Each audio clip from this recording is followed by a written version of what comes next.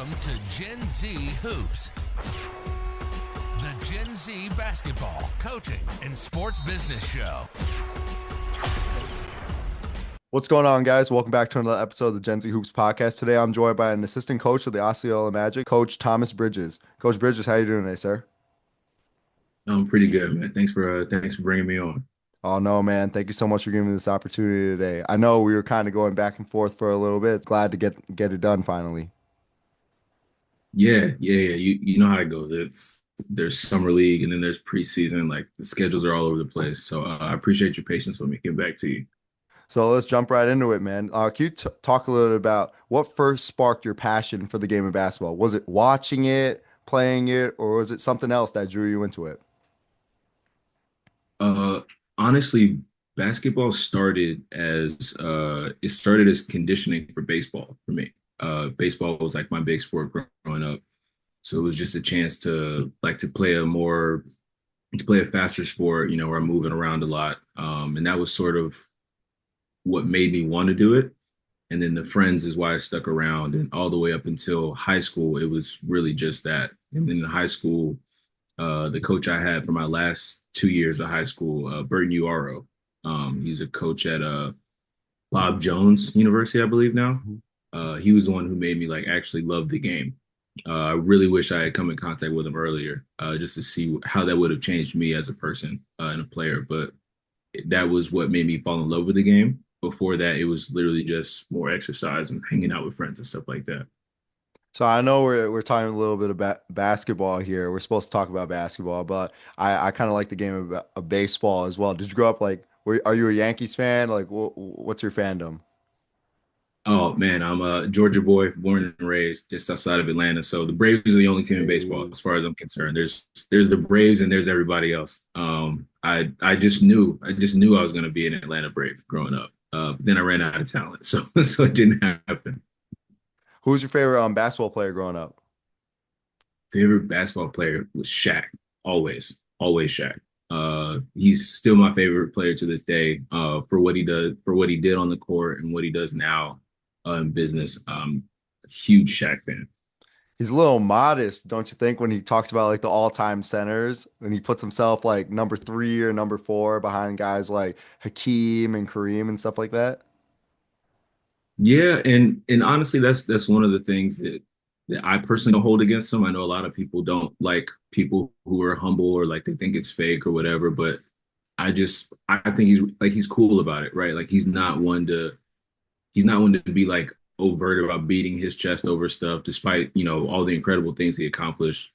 And then now like he actually lives like south of the city. He's doing a lot of work in the community that I grew up in. So like that's something that I appreciate him for as well, like in the Henry County part of Georgia. So I'll forever be grateful for what he did on the court and then now what he's doing like with the business and all this other stuff, just providing like an outlet and an example for athletes to follow moving forward. One of the coolest things that like I've ever learned about Shaquille O'Neal is when he was signed to Reebok, since like he couldn't afford shoes growing up, he made like his Shaq Nosis shoes. I believe like I think it was either like 99 cents or $1. So it was like easy Exactly. accessible for everyone. And he would sell them at like Walmart because he like loves to shop at Mhm. Walmart. Yeah, I've always found that like really cool. Yeah, So because and you know how the sneaker game goes. Like that's huge. That's huge. That like there's an affordable sneaker of like a premier athlete. That's basically unheard of. yeah, exactly. And now you have guys like I believe Damian Lillard was giving out like free pairs of shoes like out like one time. I believe if not if not this year, it was the year before. Like that model he was giving out for free to like everyone because like he was like, yeah, I couldn't afford shoes when I was growing up either. Yeah, and that's a beautiful full circle thing. And I appreciate these guys for doing that. So you started out as a student manager at Georgia Tech. What did that experience basically teach you about team operations and how did it lay out the groundwork for your future role in coaching?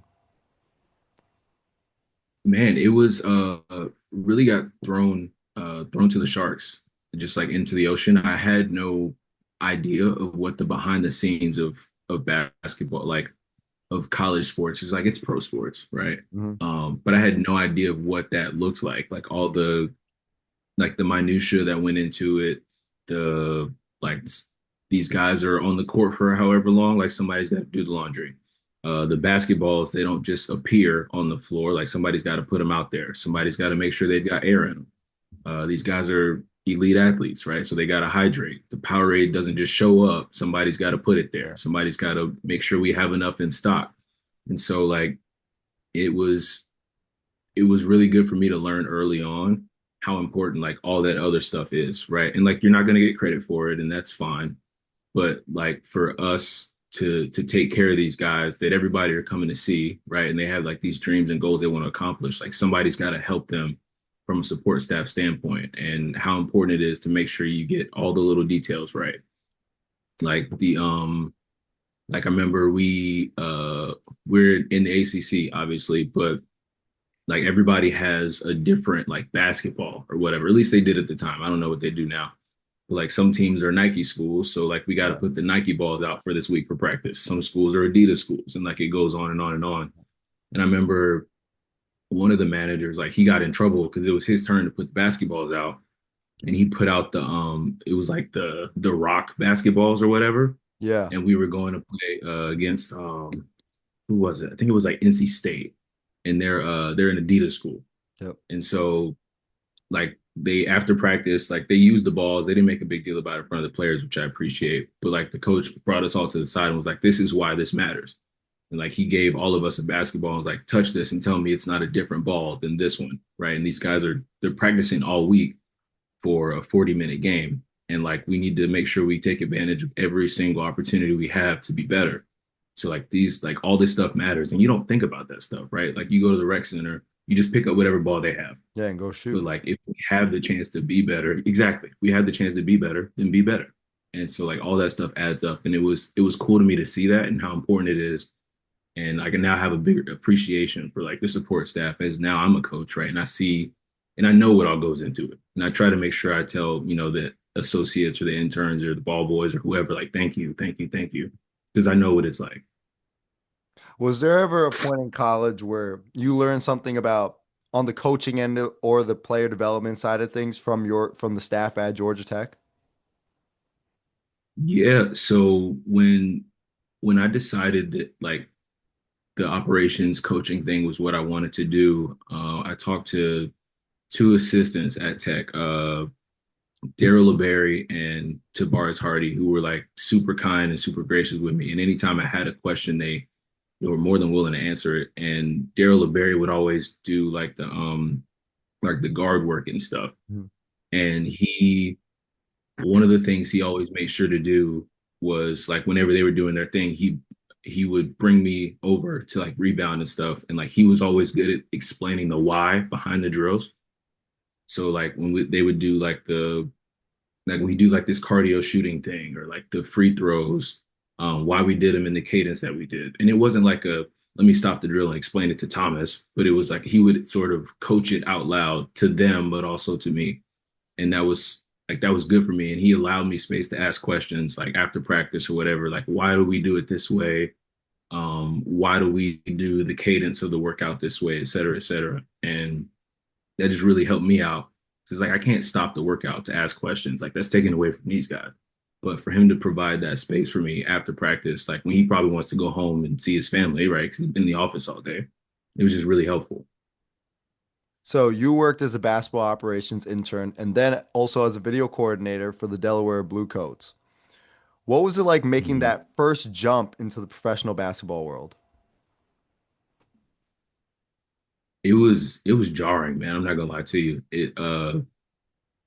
Well, part of it was because like college and NBA are such different games. Yeah. Like it's a world of difference. Like the style of play, the shot clock, the player skill level, like it's a world of difference. But then also the way they operate is so different, right? So Georgia Tech is ACC Power Five. Mhm. You go to the G League where a lot of teams, not all of them, but like a lot of teams are operating on a pretty tight budget. So like I remember when I found out that I was going to have to pick players up from the airport to bring them to training camp. And I was like, why? I was like, why?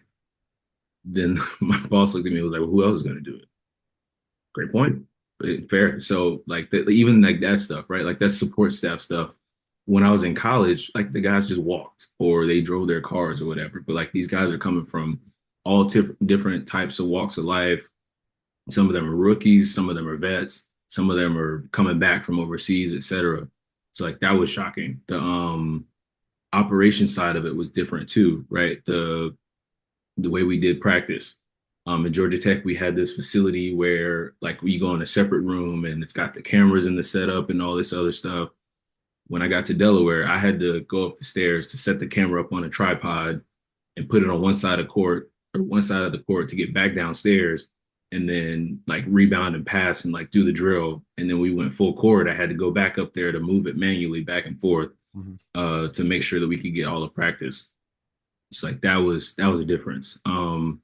The terminology was different, right? Like in like college, everybody has a different terminology, but all of those are simultaneously different from all the ones in the NBA.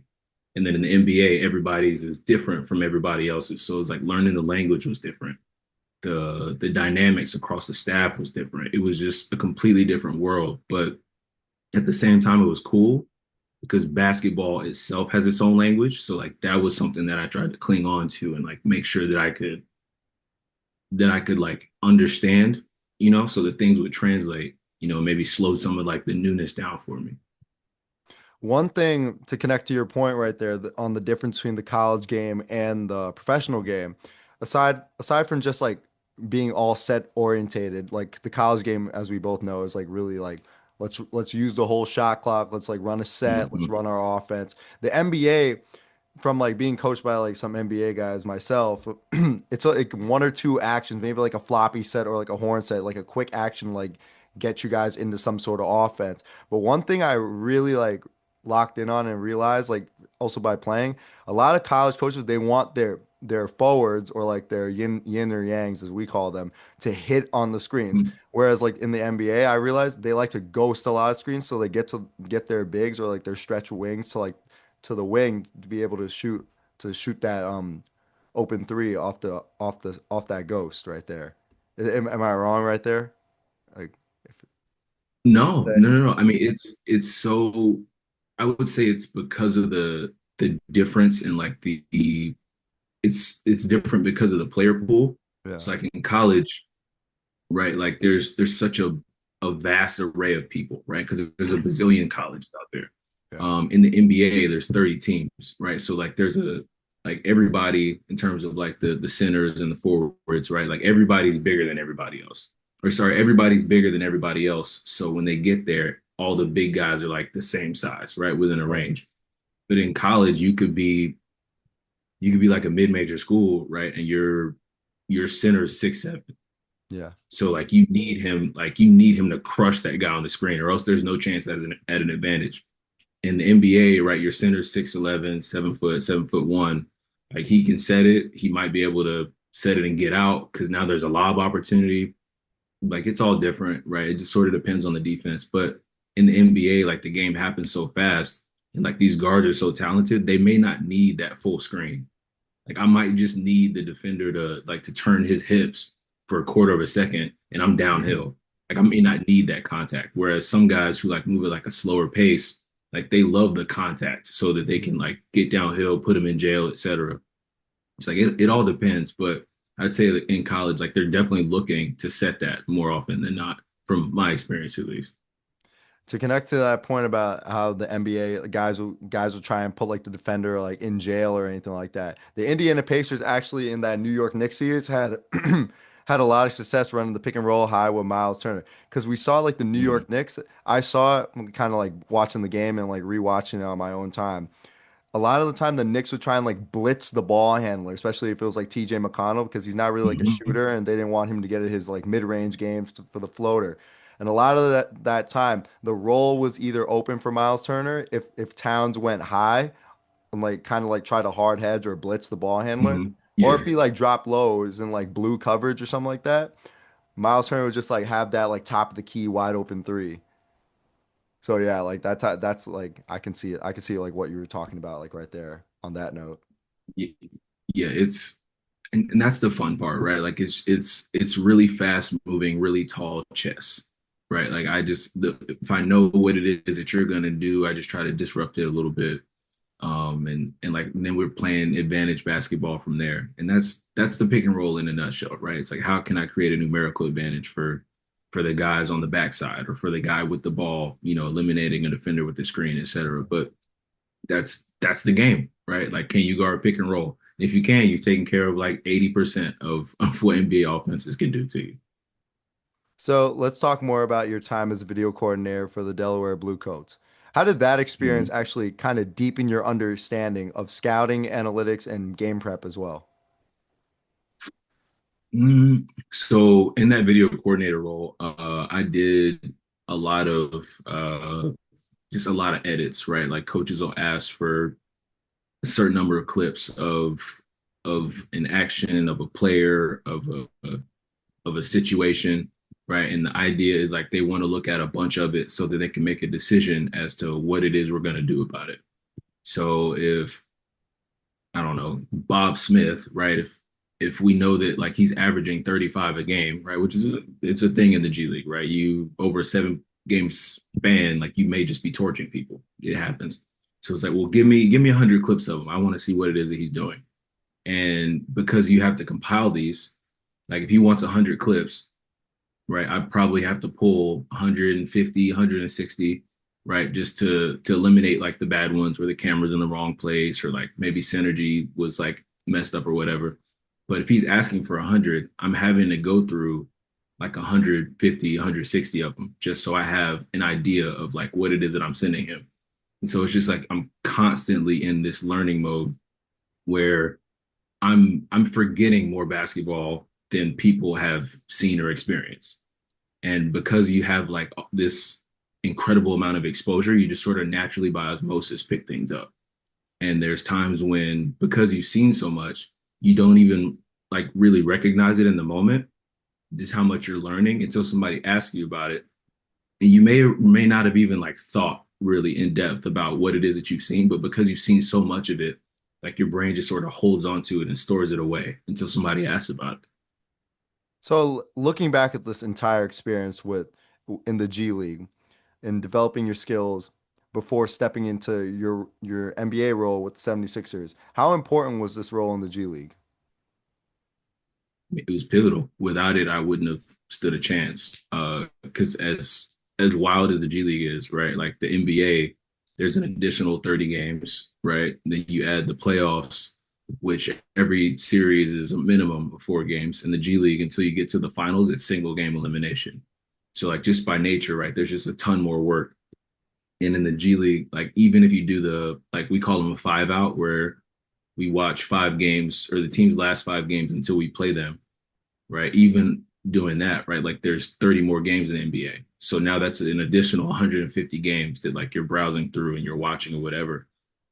So like just sort of having like I don't want to call the G League the training wheels, but like you have this entry level opportunity to just like understand NBA workflows and sort of have an idea of like that basketball language like we talked about earlier, right? Like the college terms don't fit. They just don't. But you learn the NBA language, you learn the NBA workflow, you learn the NBA style, and you learn the NBA game, all of which really, really helps sort of prepare you to be able to navigate that NBA space. So moving on, you spent almost 4 years as the assistant video coordinator for the Philadelphia 76ers, working alongside an elite coaching staff and NBA stars as well. So what did you learn about film strategy and basically advanced analytics while working at the NBA level? Mm, I say the analytics was probably the biggest learning curve because like in the G League you don't necessarily have access to the same tools. A lot of NBA teams have like this big analytics database because they've got an analytics department and they do this like extrapolation of data from second spectrum and they have all the bells and the whistles and stuff. So like getting to play with tools like that was really cool to me because it made my job easier. In college, I was a software engineer. So like learning how to understand like programming languages and things like that to be able to manipulate these machines and this data to get information for me was really, really helpful. So, right, like you've heard the phrase like work smarter, not harder, right? But everybody knows that in the NBA and of course like college and other realms of basketball, like the video staff, like those are the guys who are probably doing like the most work, like not necessarily most important, but like because they're providing information to everybody else, like you're doing the most things, like you have the most tasks, I guess you would say, right? So it's like I know that I have 1,000 things I have to get done. If I can use this machine to do 500 of them, right? Like now I have a consistent workflow that can help me be more surgical about what it is that I'm doing. Like if it's a number crunching thing and I don't have to necessarily like watch the film behind it, then let the analytics do it. And then when the numbers come back, I can ask why. And that's the thing I'll say about the analytics, right? Obviously, they're seeing a huge boom right now, and a lot of people sort of just take those numbers and they run with them. But my personal thought process is like take those numbers, and then when you have them, ask why. And then from that why, you can sort of get an understanding of what's going on. Because like the numbers never lie is true, Yep. but like the question is important. So, just out of my curiosity, I was talking to a Division II basketball player yesterday when we were playing like pickup at like Lifetime yesterday, and he was Hmm. telling me about how he really didn't like he ended up transferring schools to end his career somewhere else, and he was telling me at his previous school how he didn't like the offense there because they focused too much on layups and threes. He said, and he's more of like a guy that likes to get to the mid range. You know, if a guy's closing out hard, he'll get into his mid range. Hmm. But they're saying analytically that's like a bad shot. Like they don't want him shooting that shot, even if it's like a wide open mid range shot. So, are you in from your understanding? Would you say that you guys use analytics to say like what one of those is like what's a good shot and what's a bad shot as well at the NBA level? Yeah, yeah, yeah. I mean, analytics drives a lot of how teams operate. And I think that's a good and a bad thing because, like we said, like we talked about earlier, like sometimes people just take those numbers and they go running off with them. Yeah. Like they don't ask any questions behind it. Like it's been going on for what the last like 10 years. Yep. I think the James Harden Houston Rockets were Yeah. like the probably like the pinnacle, right, of More we don't threes. do mid range.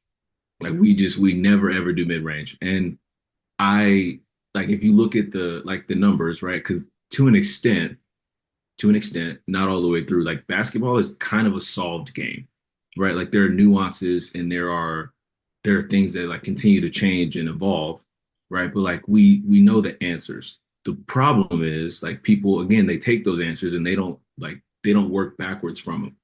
And I don't believe that a mid range shot is a bad shot. I don't think that's true. My Right. personal philosophy. I do think that for a large section of the shot clock, it's the worst shot available, Mhm. right? It's not bad. It's just not better than the other options. So Right. like if we bring the ball across the court, right?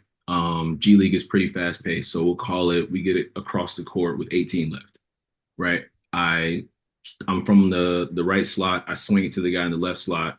Somebody closes out and I pump fake him. I drive it middle. Now I'm at the nail. I could take that mid range shot and I've worked on it, right? I'm open. That's cool.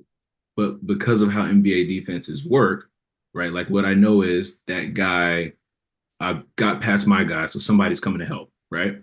Mhm. So I now have a second defender. I've drawn a second defender, so I've done my job. I Mhm. could swing it back to that guy in the right slot who now has a wide open three.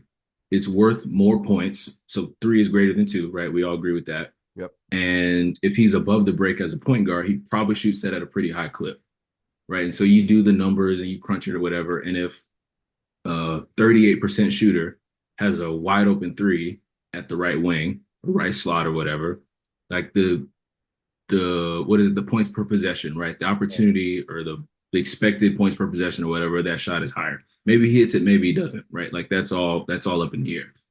The mid-range shot wasn't a bad shot. It was just not the best option available at the time. So like with that and like the way the game changes and whatever, like you see that like in the playoffs, like what happens every time? Teams take away the three and then they try to take away the rim. So now what's open? Mid range. The mid range. It's not a bad shot. It's just not the best shot available all the time. Right. Like what would you rather have? A wide open corner three, right? Which is the shortest distance from three to the rim, Yep.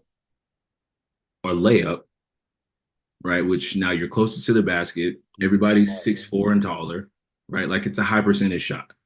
And because you attack the rim, you get layups, and then you get free throws, which is a buy yourself 15-footer with time to breathe, right? And so again, you go down the list. It's like these aren't like the mid range is not bad. It's just not the best available. But then you got guys like KD, like Shea, like Chris Middleton. Hmm. It's like they don't miss from mid range. You gonna tell them it's a bad shot? No. Right. I mean, like going back to what you brought up, that James Harden era in Houston when they were like more threes is like that what we want, like quicker threes and during the shot clock. I Mm-hmm. remember Carmelo Anthony was talking about this on his podcast and how when he went to Houston, they were saying like how he's only allowed to take like maybe two mid-range shots per game. And he's saying like, yo, that's like my whole game. You know what I mean? Like I'm like a volume shooter. I'm like a rhythm player. I need my mid-range before I can shoot the three. And they're like, no, Chris Paul can only take up so much of the percentage of the mid-range shots that we're willing to give up and let him take during the game. So going back to that pinnacle question, like first question that I asked about analytics and branching off of it a little bit, do you think like analytics sometimes puts players in boxes and doesn't let them like live up to like what they're like known to play at, like the level they're known to play at? Yeah, there comes a point where like the analytics they start to like joystick the game a little bit, and I could see how from like a fan standpoint, like that sort of makes it less enjoyable. Hmm. But like there's also the thing that like those guys that we just named, right? Like the KDs of the world, Yeah. Chris Middleton. I can't remember the other guy I mentioned, but like it's even in that like that mid range discussion, right? And I think Steve Nash and LeBron talked about it on their Right. podcast. Yeah. Like the mid range isn't gone. It's just the people that are taking it have changed.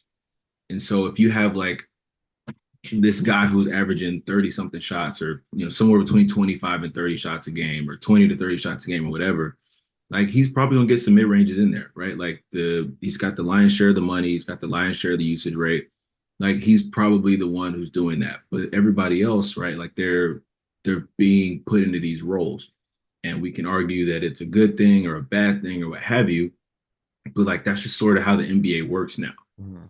And like a guy like Carmelo, I personally like if that's what he's been doing since he got here, Yeah. I wouldn't want to take that away.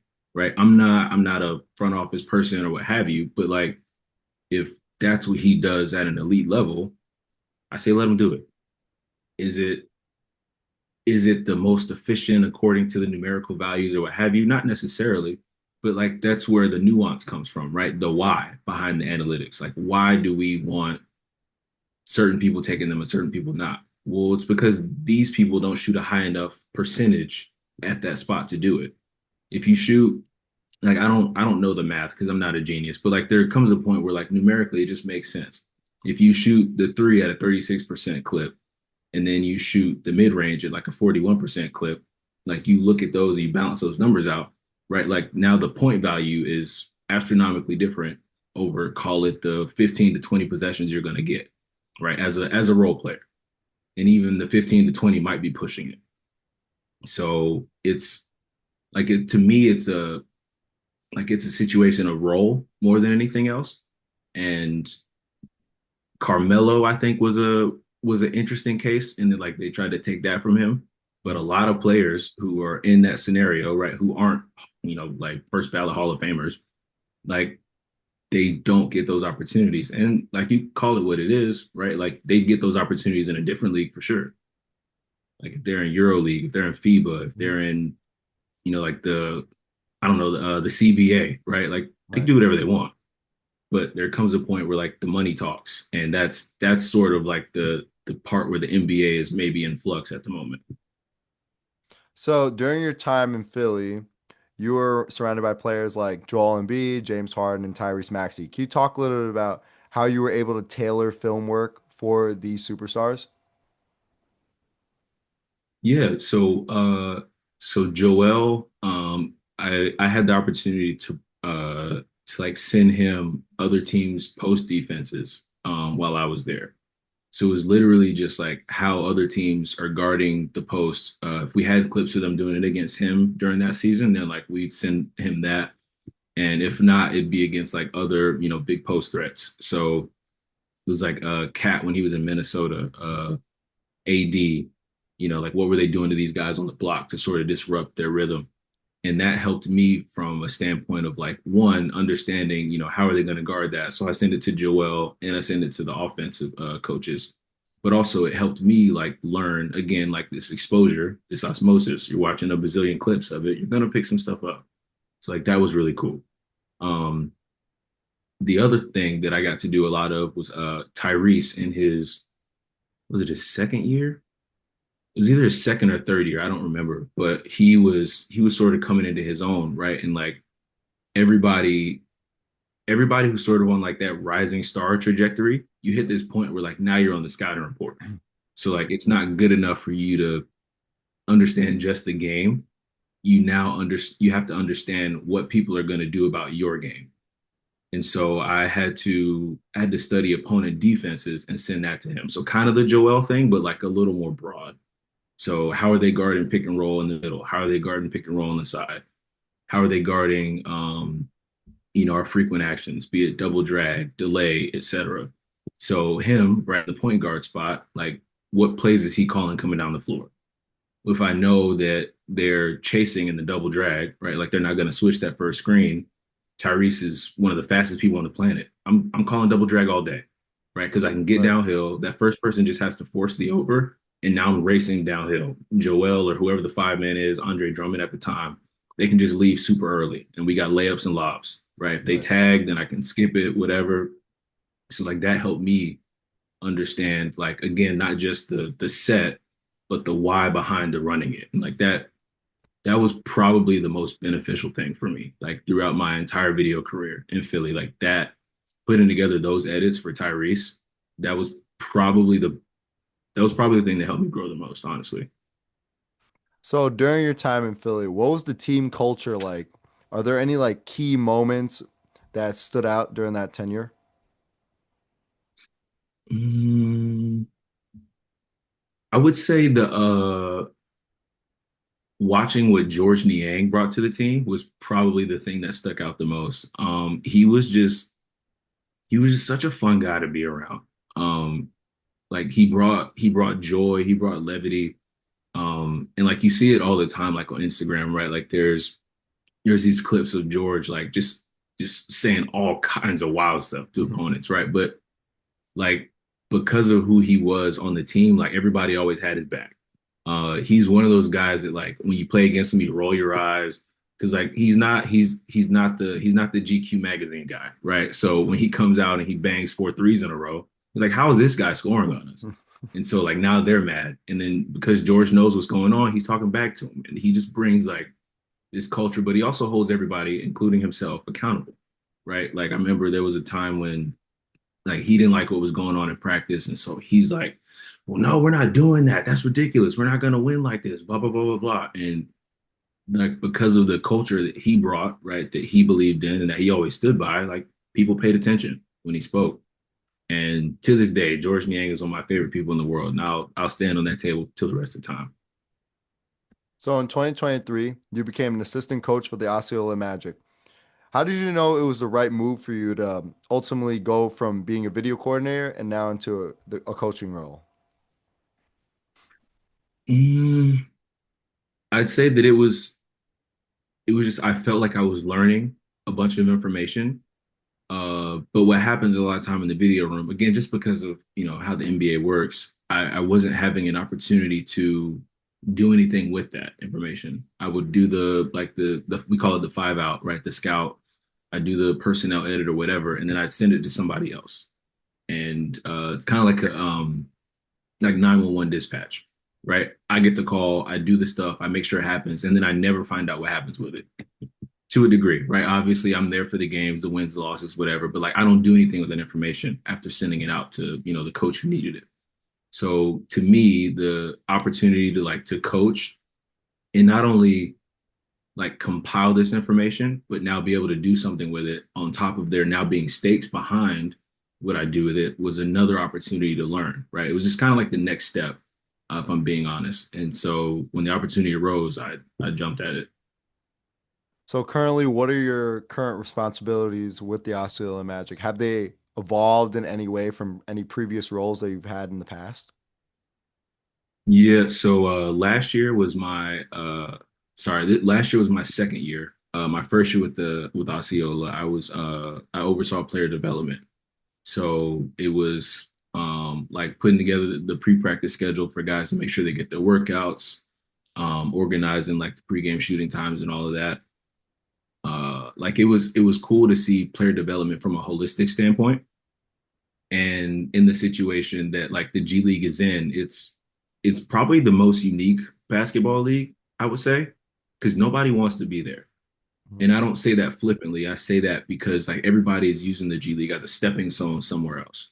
That's players, that's support staff, that's ticket sales and marketing, right? Everybody's using it to go somewhere else. So from a player development standpoint, that looks like we need to get these guys really, really good at like the things that are going to get them paid. Like we had Daquan Plowden, right? He was a 5 man at Bowling Green when he was in college, right? He's 6'6", 6'7" ish, right? Crazy wingspan, great athlete, elite defender, but he's not going to be a 5 man in the NBA. It's Right. just that's just not the case, right? So like it was working with him every day. Like because he's got a high release, he's got he jumps super high on his jump shot. If we can make you into a wing shooter, like now you have a chance. So it's like it's really tailoring the player development and those skills, right? Using a scalpel to help these guys like carve out a game for themselves that would translate to the next level. And sort of finding that from a holistic standpoint where it's like at the start of the year, the goals are A, B, and C. And this is how we're going to go about it, throughout the year. And then like checking in periodically to make sure that like we're moving in the right direction. Do we need to make an adjustment? Was this a bad idea? We need to get rid of it.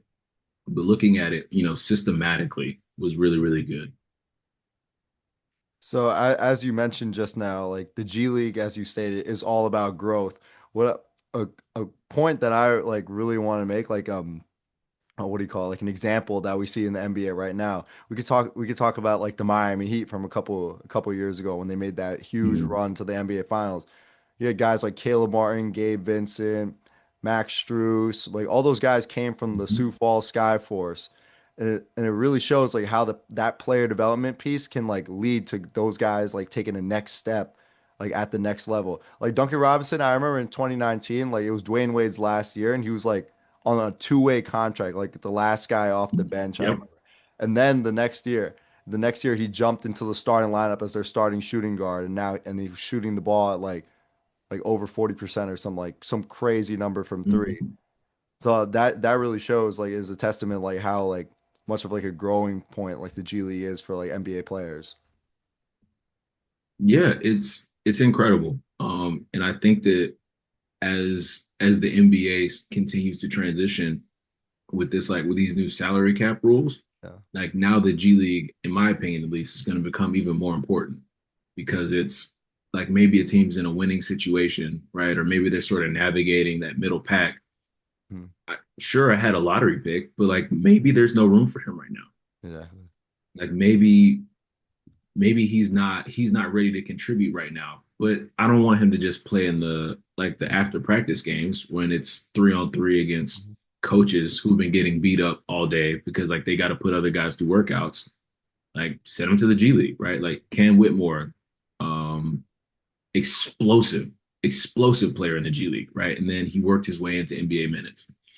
We had Jet Howard, basically the majority of my first year, Yep. right? Just like watching him grow. Like he wouldn't get reps like that at the end of practice or before the game because like those aren't live reps. Like they're live-ish, and if you have absolutely no other opportunity or availability, like we can do that. But if I can put them in a real game situation, why not?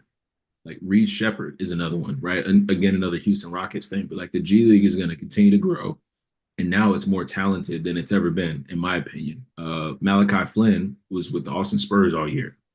this was a guy who a little over a calendar year ago put up a 50 ball in an NBA game. I don't care what anybody says. Oh, they were tanking. The other team was tanking. The season was over. That's hard to do. That's incredibly hard to do. And now he's in the G League. So as the talent continues to rise, like it's going to become more and more pivotal, more opportunities for guys to go to the G League, develop, get better, and then find real opportunities either in the NBA or at high levels overseas. I know there's a lot of criticism about Bronny James being on the Lakers like main roster for a little bit of the season, but then we see him go down to the South Bay Lakers and ended up Mhm. having like a lot of good games down there. So it's like even though he wasn't getting burned like on the main roster and he was just sitting there for a lot of games, he actually went down there and can like show people like what he can actually do at the end of the day. So I thought that was pretty cool as well. So Yeah, yeah, that's huge. I think it was great for him. And you saw it, right? Like his game changed or evolved, right? Obviously, different situation. There's just no room for him in the rotation realistically. right. Like you did see in those games as the season went on, he was better as a player. So what's the dynamic like working with Kevin Tiller II and the rest of the Osceola Magic staff? How do you basically align on team strategy and player goals with everyone in the organization? We do a great job of communicating frequently and at a high level, right? Just making sure that we're all on the same page about what it is that we're trying to do. Um, Kevin KT, he's got a really high care factor for the guys that come in our building. So just making sure that we're taking care of them always as people first, and then the basketball behind that, right? Like there's a person behind every player. And before that player, they were a person. So just making sure that, guys are all right. Like we're really big on spending time off the court with guys, like going to dinner, hanging out in the team room, whatever. Like that's something we're really big about. And from that, that sort of to me, that just really stems out like the care factor and people in every walk of life, basketball, software engineering, down to like the lawn care man, right? Like they're more willing to invest in the group when they feel invested in. So that's sort of where everything stems from. So looking forward into the future, let's say like 10 years down the line, what are your aspirations going forward? Do you see yourself pursuing a head coaching role in the G League or the NBA? Absolutely. The NBA head coach, like that, right now on on this day in particular, that sort of sounds intimidating, if I'm being honest. But like that challenge does sound really cool. Like I would love to lead a G League team one day. And I think what happens a lot is like G League head coaches, because they gain so much experience, like they get the right, like the same thing you talk about the players, the live reps. Like it just gives you such a better understanding of like what's necessary, what's not. And you can sort of parlay that into the NBA. Obviously, very, very different games, right? Even going from G League to NBA because of the style of play, because of the player pool, X, Y, Z. But the understanding of basketball, the understanding of like game flow, the understanding of like scouts and what have you, I think that prepares you to move forward at the NBA. I don't think there's any league like the G League, and the reps that you get in the G League are so valuable, and they translate to every other aspect of basketball at such a high level. I think it would absolutely positively parlay into another opportunity in the NBA. So looking outside of basketball now, you actually are affiliated with a nonprofit organization based out of LA named A Heart for Kids. Can you talk a little bit about your work with that nonprofit? Yeah, man, that's my favorite part of every summer. This will be the third year, I think. Yeah, I think this will be the third year for us. But really, what we do is we try to bridge the gap for kids that don't have a lot of opportunity, either because of financial opportunities or exposure opportunities. We use sport as a bridge to education for them. So we sort of get them in the building, specifically with basketball right now. Maybe sort of exploring the volleyball thing in the next few years, but using basketball to bring them in and sort of show love to them and bring them some care factor. But we use that as a vehicle to educational opportunities.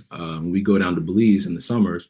We do like coaches clinics. We do clinics with kids, and we sort of bring them in and sort of just show them care.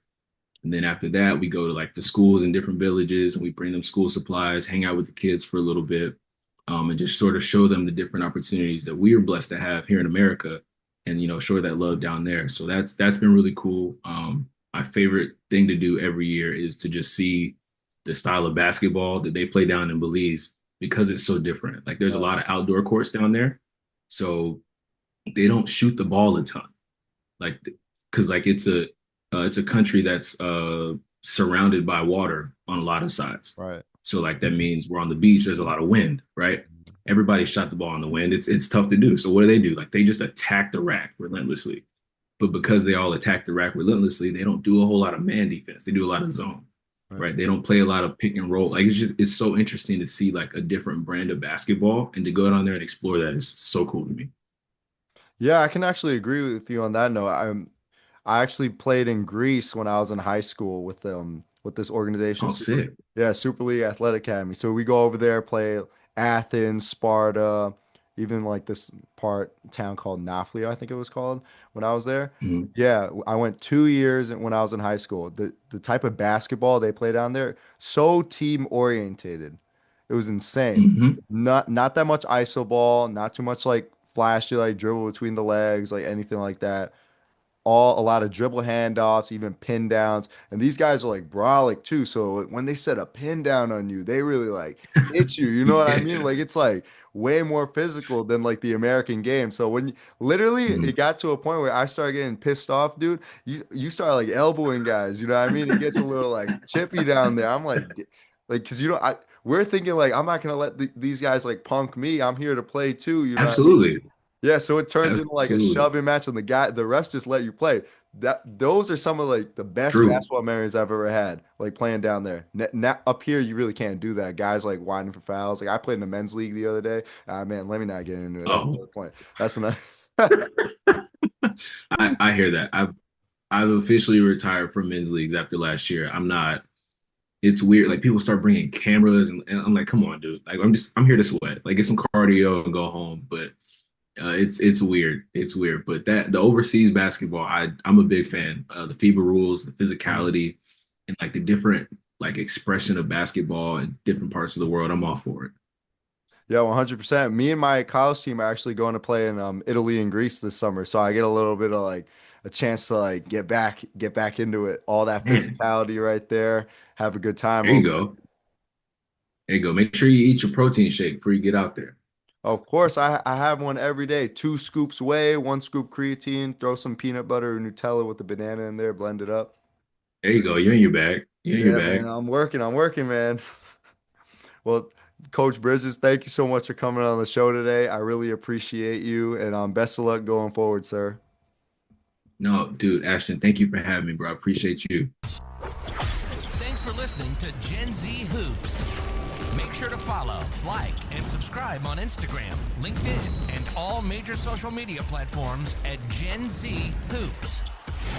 You can tune in and subscribe on Apple Podcasts, Spotify, YouTube, and every other podcast platform on the planet. Get ready for the next episode.